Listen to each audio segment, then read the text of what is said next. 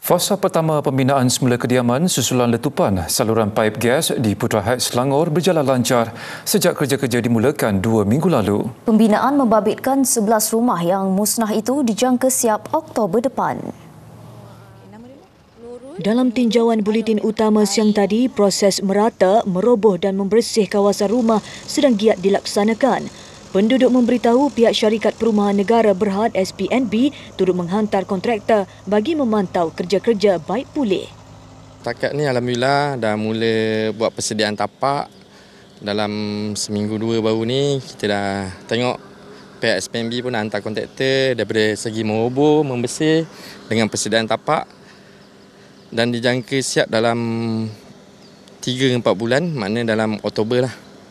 Alhamdulillah lah nampak kerja-kerja diorang buat apa semua adalah perubahan sikit daripada tak nampak apa kan.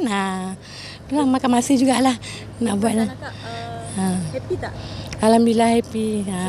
Harap dipercepatkan lah. Sampai bila kan kami nak duduk kan. Nak bercampur umur dua kan.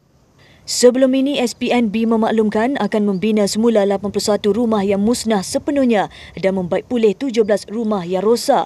Projek permulaan melibatkan 11 rumah yang dibina semula serta dan 6 rumah untuk dibaik pulih.